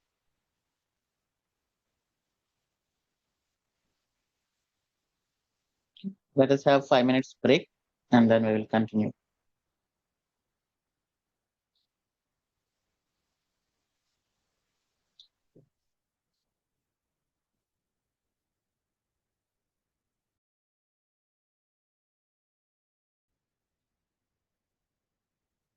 ఓకే, సో ఈ సర్వీసెస్ అనేది ఏంటంటే మనకు చాలా అంటే చాలా కీ రోల్ ప్లే చేస్తుంది మన క్యూబర్నెటిస్ లో. నెట్వర్కింగ్ మొత్తాన్ని హ్యాండిల్ చేస్తుంది. సో మనం చెప్పాం కదా, నెట్వర్కింగ్ అనేది సింప్లిఫై చేస్తుంది క్యూబర్నెటిస్ అనేది. సో ఇదంతా హెవీ లిఫ్టింగ్ అంతా క్యూబర్నెటిస్ చూసుకుంటుంది. సో దీనిపైన ఇంటర్వ్యూ క్వశ్చన్స్ డెఫినెట్లీ పడతాయి. సో మీరు వాట్ ఆర్ ద సర్వీసెస్ అని అడుగుతారు ఇంటర్వ్యూస్ లో. Services are used for load balancing and pod to pod communication purpose as service mesh also. Pod to pod అంటే ఒక పాడ్ ఇంకొక పాడ్ ని ఎలా అప్రోచ్ అవ్వాలి అనే దానికి సొల్యూషన్ అన్నమాట సర్వీస్ అనేది. డిఎన్ఎస్ లాగా కూడా ఈ పాయింట్ కూడా మీరు యాడ్ చేయొచ్చు.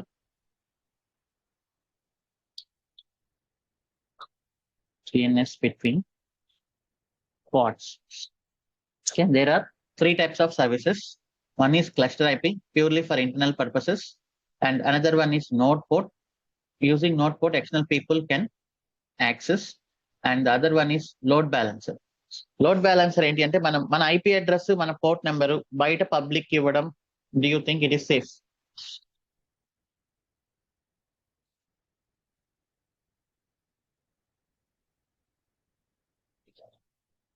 ఓకే, మనకు 20-30 వర్కర్ నోట్స్ ఉన్నాయనుకోండి, 20-30 వర్కర్ నోట్స్ యొక్క ఐపీ అడ్రస్ మనం పబ్లిక్ ఇవ్వలేం కాబట్టి లోడ్ బ్యాలెన్సర్ ఇది ఓన్లీ క్లౌడ్ ప్రొవైడర్స్ తోనే వర్క్ అవుతుంది.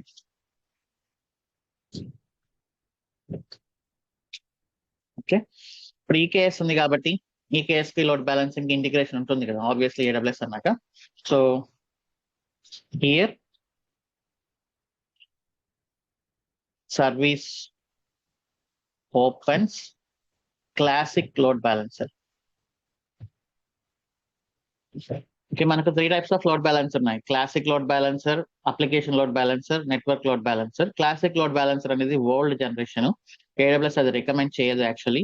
సో మనం ఫ్యూచర్ లో ఇంగ్రెస్ కంట్రోలర్ అనేది యూస్ చేస్తాం, that comes from ALB, application load balancer. But general గా ఇది డిస్కషన్కి వచ్చినప్పుడు. సో ఇప్పుడు ఏంటి అంటే నేను ఇది డిలీట్ చేస్తాను. ఇప్పుడు ఏం జరుగుతుందో చూద్దాం. kubectl delete -f 13 note port delete చేస్తాం. సో ఇప్పుడు లోడ్ బ్యాలెన్సర్ సర్వీస్ చూద్దాం.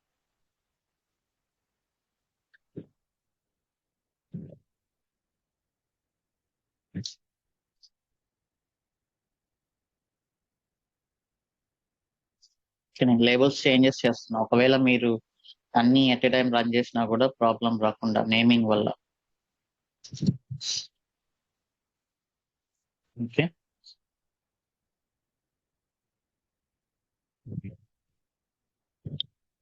సో ఇప్పుడు టైప్ వచ్చేసి లోడ్ బ్యాలెన్సర్ అని ఇవ్వాలి.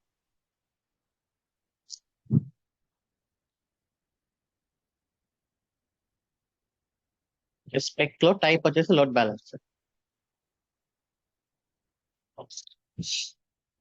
స్టిల్ నేను నోట్ పోర్ట్ ఇస్తున్నా, ఎందుకో చూద్దాం.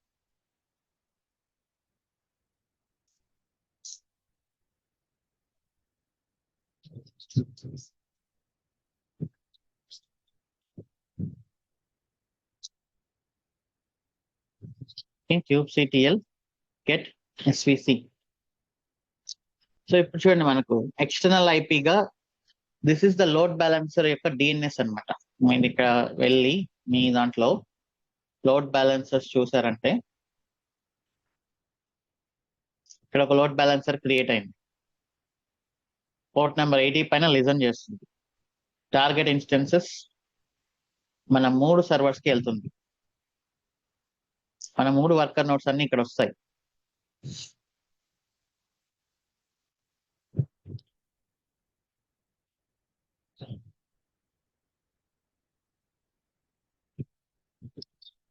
సో ఇప్పుడు ఇక్కడ బ్యాక్గ్రౌండ్ లో ఏం జరుగుతుందంటే, సో ఇది క్యూబర్నెటిస్ అనుకుంటే, is load balancer part of Kubernetes or not?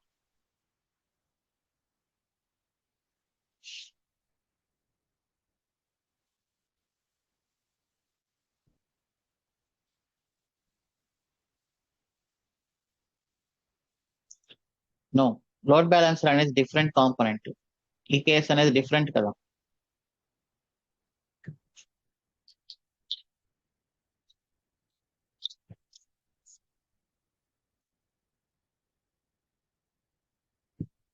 So ఇది లోడ్ బ్యాలెన్సర్ అంటే.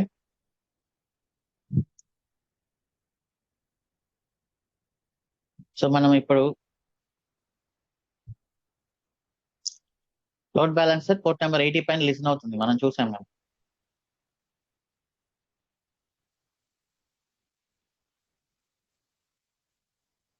లిజనర్ ఆటోమేటిక్ గా పోర్ట్ నెంబర్ 80 తీసుకు. సో ఇక్కడికి వచ్చినప్పుడు ఇక్కడ టార్గెట్ ఇన్స్టెన్సెస్ 3 ఉన్నాయి నాకు. ఆ 3 ఇన్స్టెన్సెస్ కి టార్గెట్ ట్రాఫిక్ ని పంపించాలి.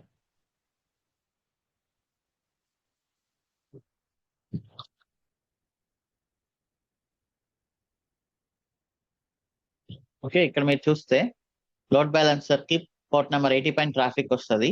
ఇది ఏం చేస్తుంది? పోర్ట్ నెంబర్ 30,007 పైన ఫార్వర్డ్ చేస్తుంది. అది ఏం పోర్ట్? అది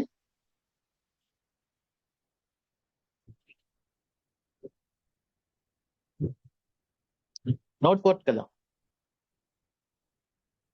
మనం ఇచ్చిన నోట్ పోర్ట్, రైట్? సో అది దేనికి టార్గెట్ పంపిస్తుంది అంటే దాని ఇష్టం అనమాట. Health check. ఇప్పుడు చూడండి, సక్సెస్ అయింది. ఇప్పుడు లోడ్ బ్యాలెన్సర్ అంటే ఏంటి? Round robin. ఫస్ట్ రిక్వెస్ట్ దేనికి పంపిస్తుంది? సెకండ్ రిక్వెస్ట్ ఈ ఇన్స్టెన్స్ కి, థర్డ్ రిక్వెస్ట్ ఈ ఇన్స్టెన్స్ కి. ఏ ఇన్స్టెన్స్ హెల్తీగా ఉంటే దానికి పంపిస్తుంది. సో ఇప్పుడు 3 ఉన్నాయి. పోర్ట్ నెంబర్ 30,007 అది దేనికైనా పంపించవచ్చు.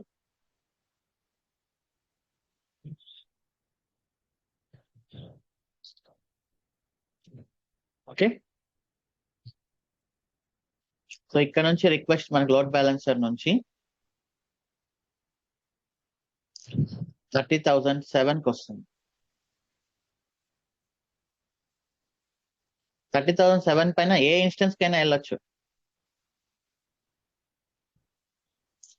ఇప్పుడు నోట్ పోర్ట్ కి వచ్చే రిక్వెస్ట్ మళ్ళీ ఎక్కడికి వెళ్తుంది?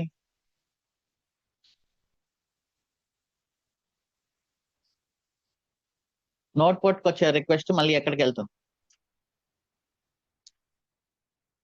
క్లస్టర్ ఐపీకి వెళ్తుంది కదా.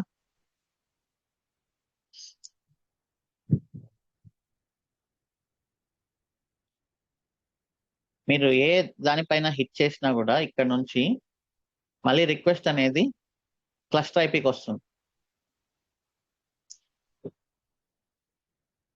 ఓకే,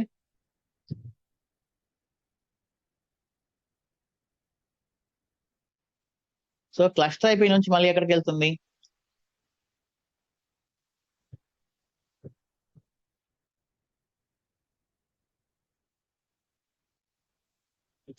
క్లస్టర్ ఐపీ నుంచి రిక్వెస్ట్ ఎక్కడికి వెళ్తుంది?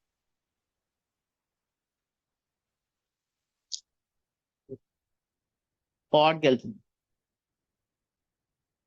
సో ఆ పాడ్ ఎక్కడైనా ఉండనివ్వండి.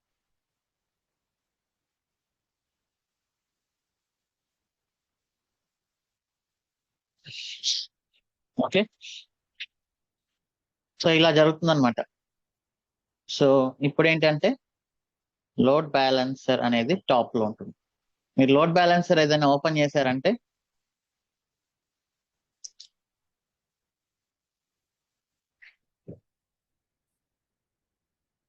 సో అది ఖచ్చితంగా నోట్ పోర్ట్ ని ఓపెన్ చేస్తుంది. నోట్ పోర్ట్ క్లస్టర్ ఐపీని ఓపెన్ చేస్తుంది. ఫస్ట్ రిక్వెస్ట్ లోడ్ బ్యాలెన్సర్ కి వస్తుంది. లోడ్ బ్యాలెన్సర్ నుంచి నోట్ పోర్ట్ పైన ఏ ఇన్స్టెన్స్ కైనా వెళ్తుంది. అక్కడ నుంచి క్లస్టర్ ఐపీకి వస్తుంది. క్లస్టర్ ఐపీ నుంచి పాడ్కి వస్తుంది. Okay, so load balancer is greater than note port is greater than cluster IP. Okay, మీరు టైప్ అనేది ఇవ్వకపోతే అది ఆటోమేటిక్ గా క్లస్టర్ ఐపీనే తీసుకుంటుంది అనమాట. సో ఈ నెట్వర్కింగ్ ని సింపుల్ చేయడానికి మనం క్యూబర్నెటిస్ వాడుతున్నాం.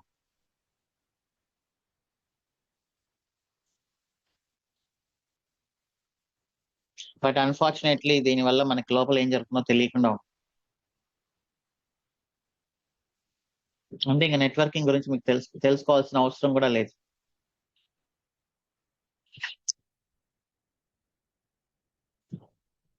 సో అది నాకైతే డిసడ్వాంటేజ్ యాక్చువల్లీ, బట్ వరల్డ్ కి అయితే అది అడ్వాంటేజ్.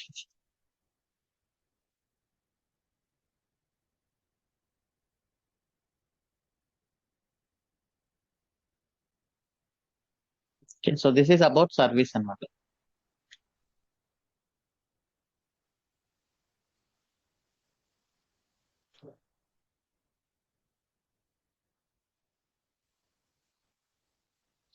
సో దీనిపైన డెఫినెట్లీ క్వశ్చన్స్ అడుగుతారు. మీరు దీనిపైన ఒక చిన్న బ్లాగ్ లాగా రాసుకొని మీరు పబ్లిష్ చేసుకోండి ఫర్ యువర్ ఓన్ కాన్ఫిడెన్స్ కోసం. ఓకే, అసలు సర్వీస్ ఎందుకు ఉంది, ఎన్ని టైప్స్ ఆఫ్ సర్వీస్ ఉన్నాయి, ఏ సర్వీస్ అడ్వాంటేజ్ ఏంటి. సో ఇప్పుడు నేను ఇక్కడ సెక్యూరిటీ గ్రూప్ ని టైప్ చేయొచ్చు అనమాట. ఇప్పుడు నేను ఇక్కడ ఏమి ఇవ్వాలి, 30,007 అనేది ఓన్లీ లోడ్ బ్యాలెన్సర్ కి అటాచ్ అయిన సెక్యూరిటీ గ్రూప్ ఇస్తే సరిపోతుంది, అంతే కదా సోర్స్. అప్పుడు నేను ఐపీ అడ్రస్ కానీ ఏది కానీ ఇవ్వాల్సిన అవసరం లేదు. Yeah we need to check right. So ఇప్పుడు దిస్ ఇస్ ద డిఎన్ఎస్, దీంతో మనం యాక్సెస్ చేయాలి. ఓకే, ఇప్పుడు మనం ఏం చేస్తాం, దీనికి ఒక రౌట్ 53 రికార్డ్ క్రియేట్ చేసుకుంటే సరిపోతుంది. దాంట్లో మనం లోడ్ బ్యాలెన్సర్ యొక్క డిఎన్ఎస్ ఇస్తాం.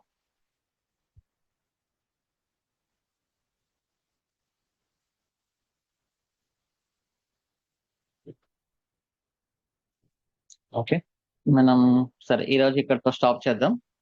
Tomorrow will continue other services.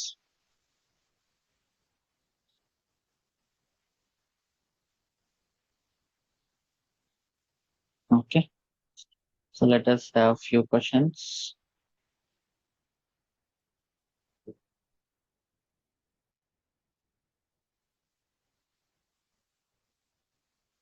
Any questions?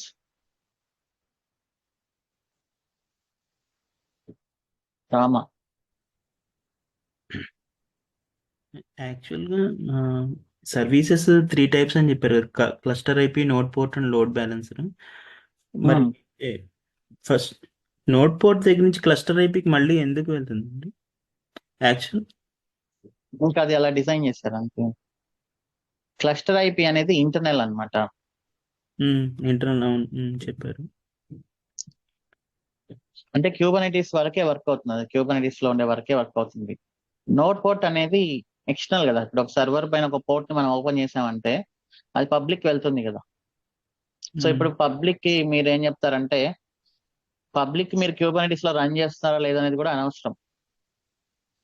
మీరేం చెప్తారంటే ఏదైనా ఒక ఇన్స్టెన్స్ యొక్క ఐపీ అడ్రస్ ఇచ్చేసి దాంట్లో ఈ పోర్ట్ లో నా అప్లికేషన్ రన్ అవుతుంది అని చెప్తారు మీరు. ఫర్ ఎగ్జాంపుల్ ఇది ఇచ్చేస్తారు, ఇది ఇచ్చేసి దీంట్లో నాకు ఈ పోర్ట్ పైన హిట్ చేస్తే మీకు నా అప్లికేషన్ ఓపెన్ అవుతుంది అంటారు. సో వెనకాల మీరు క్యూబర్నెటిస్ యూస్ చేస్తున్నారా, ఏం యూస్ చేస్తున్నారా అనేది అనవసరం. మన రిక్వెస్ట్ పబ్లిక్ ఇవ్వాలి అంటే మనం ఖచ్చితంగా ఐపీ అడ్రస్ ఇవ్వాల్సిందే కదా, పబ్లిక్ ఐపీ. లేకపోతే ఇంటర్నెట్ లో యాక్సెస్ అవ్వదు కదా, రైట్? ఓకే. అండ్ ఇప్పుడు ఒకసారి అక్కడ ప్రైవేట్ ఐపీ అడ్రస్ ఏంటండి? 2 ఉన్నాయి ఏంటండి అక్కడ? ఇప్పుడు ప్రైవేట్ ఐపీ అడ్రస్లు మల్టిపుల్ ఇంటర్ఫేసెస్ వస్తుంటాయి అన్నమాట దానికి. పబ్లిక్ కావాల్సింది పబ్లిక్ ఐపీ అడ్రస్. మీరు నెంబర్ ఆఫ్ పార్ట్స్ ఓపెన్ చేసే కొద్దీ అక్కడ ఐపీ అడ్రస్లు పెరుగుతూ ఉంటాయి. అది AWS VPC నెట్వర్కింగ్ ద్వారా వస్తుంది, అది మనం చూద్దాం నెక్స్ట్. ఓకే. అండ్ యాక్చువల్‌గా మా ఆర్గనైజేషన్ అసలు పబ్లిక్ ఐపీ అనేదే రాదండి. ఎందుకంటే మనము ఇంటర్నల్‌గా వీపీసీ తీసుకుంటాం వల్ల అన్ని ప్రైవేట్ అడ్రెసెసే అసలు పబ్లిక్ వెయిట్ ఐపీ అడ్రస్ చేయండి, అనేది కనపడదసలు.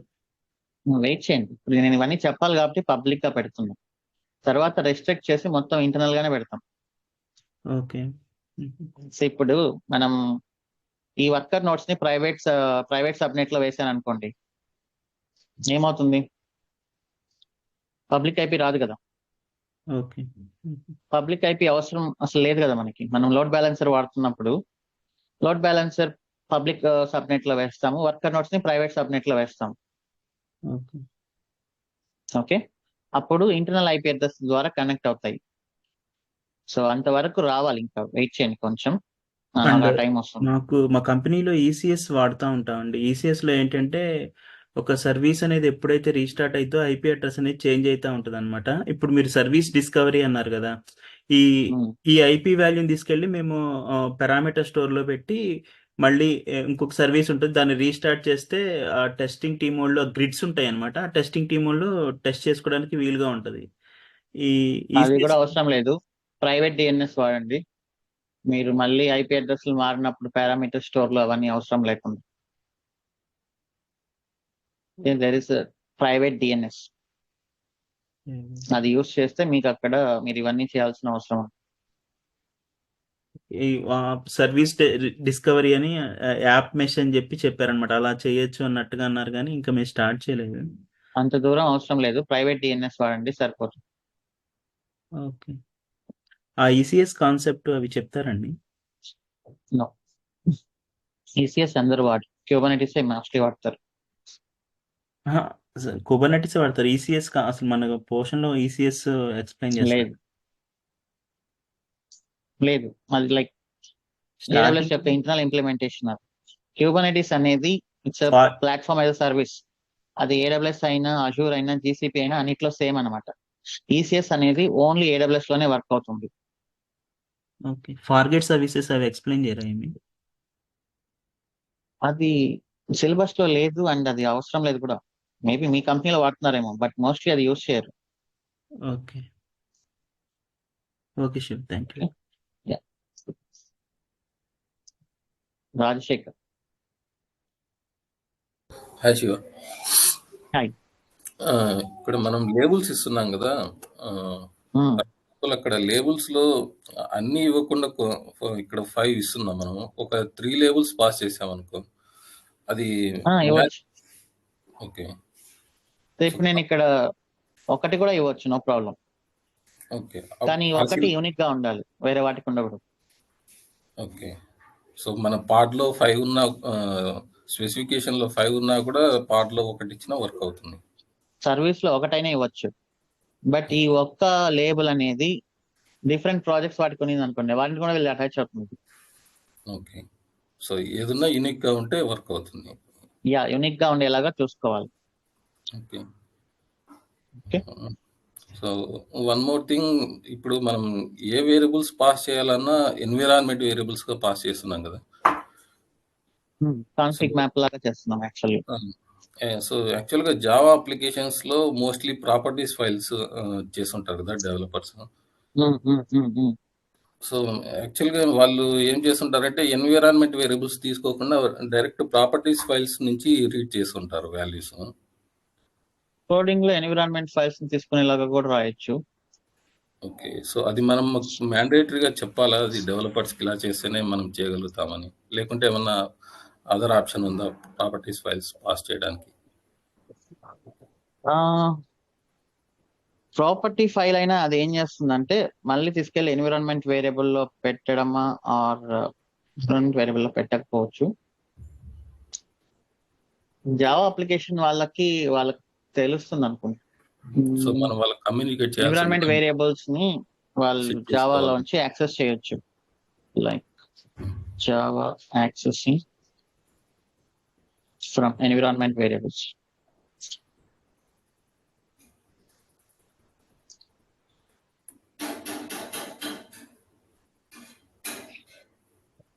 సో అది సిస్టమ్ వేరియబుల్స్ అయినా ఎన్విరాన్మెంట్ వేరియబుల్స్ అయినా వాళ్ళు ఈజీగా యాక్సెస్ చేయగలరు.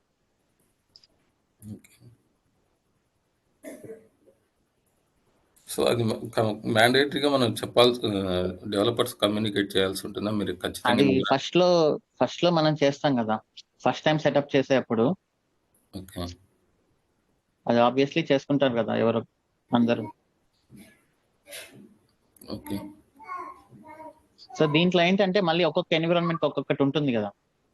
సో ఈ కాన్ఫిగ్ మ్యాప్ అనేది డెవలప్మెంట్ లో ఒక వాల్యూస్ ఉంటాయి, ప్రొడక్షన్ లో ఇంకొక వాల్యూస్ ఉంటాయి. వాళ్ళు మామూలుగా ప్రాపర్టీస్ -dev అని అలా రాస్తారు, లైక్ dev.properties ఆర్ fraud.properties అలా రాసుకుంటారు. అది మళ్ళీ ఏం చేయాల్సి వస్తుందంటే మళ్ళీ ప్రొడక్షన్ కి సపరేట్ గా రీబిల్డ్ చేయాల్సి వస్తుంది. సో అలా కాకుండా మనం ఏంటి అంటే కీ వాల్యూ అనేది సేమ్ ఉంచి వాల్యూని మారుస్తాము. అది మనం చూస్తాం, CI/CD లో హ్యాండిల్ చేస్తాం దాన్ని. డైనమిక్ గా వాల్యూస్ అనేది చేంజెస్ చేస్తాం based on the environment. Okay, okay, okay. Ashwini. Hello sir. Yeah, hi. Sir helm charts అనేది చెప్తారా sir topic Kubernetes? Yeah sir, అది ఉంది సిలబస్ లో ఉందా అని చెప్తాం. మీరు ఒకసారి సిలబస్ రిఫర్ చేయండి. కానీ ఫస్ట్ 2-3 డేస్ మనం ఇవన్నీ మీరు ఎప్పుడో వచ్చి దాని గురించి వరి అవ్వద్దు. లేదు సార్, ఫస్ట్ అది ఉంది, డెఫినెట్లీ వస్తుంది. No worries. అది కరెంట్ కంపెనీ ఇచ్చేస్తున్నారా టాపిక్ చెప్తారా? ఓకే, యా అది ఉంది, డెఫినెట్లీ ఉంది. సార్ సిలబస్ కూడా చూడండి అందరు. సిలబస్ మీరు కవర్ అయిన టాపిక్సే పెడుతున్నారా సార్? ఆల్రెడీ అది సిలబస్ కాదు, ఇది ఇండెక్స్. సిలబస్ అనే సపరేట్ గా డాక్యుమెంట్ ఉంది, అది చెక్ చేయండి. This is index. Okay sir. అని ఒక రోజు HR సండే క్లాస్ తీసుకున్నారు, అది రికార్డింగ్ ఎక్కడ లేదు సార్, అది ఎక్కడ పోస్ట్ చేస్తారా? ఏ HR శ్రీనివాస? ఒక రోజు సండే తీసుకున్నారు. అది గ్రూప్స్ లో పోస్ట్ చేసాం, స్లాక్ లో గ్రూప్ లో పోస్ట్ చేసాం. Okay okay sir, thank you sir. WhatsApp group ఒకసారి చెక్ చేయండి, history. Okay sir. Okay. Yeah, any other questions from anyone?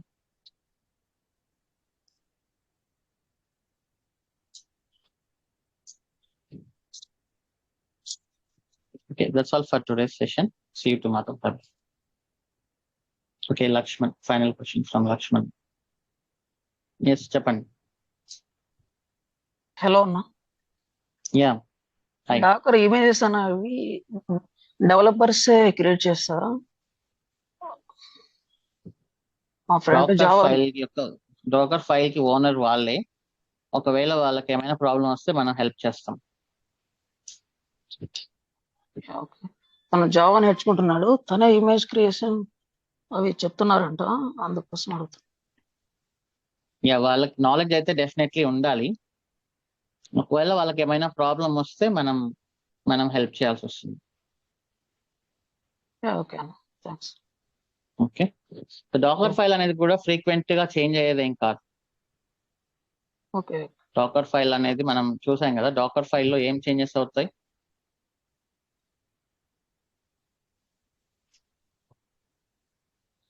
అన్ని ఫిక్స్డ్ అన్నమాట. ఒకసారి రాస్తే అన్ని ఫిక్స్డ్. ఓన్లీ కోడ్ ఇది మాత్రమే చేంజ్ అవుతుంది. ఎస్ ఎస్ ఇప్పుడు వన్ టైం డాకర్ ఫైల్ రాసిన తర్వాత మాక్సిమం దాన్ని మళ్ళీ టచ్ చేయాల్సిన అవసరం ఉండదు. ప్రతిసారి బిల్డ్ అనేది ఆటోమేటిక్ గా మనం CI/CD లో చేస్తాం. ఇప్పుడు ఎలా అయితే కమాండ్స్ రాస్తున్నామో ఆ కమాండ్స్ అన్నిటిని వెతికెళ్ళి జెన్కిన్స్ లో కాన్ఫిగర్ చేసామంటే మొత్తం ఆటోమేటిక్ గా హ్యాండిల్ అవుతుంది. ఎవరు మాన్యువల్ గా Docker commands, Kubernetes commands run చేయాల్సిన అవసరం ఉండదు. బట్ ఫస్ట్ మనం ఇవన్నీ నేర్చుకొని అర్థం చేసుకొని తర్వాత CI/CDకి వెళ్తే ప్రాపర్ గా ఉంటుంది. Yeah okay Okay. Yeah, that's all for today's session. Have a nice day. See you tomorrow. Bye.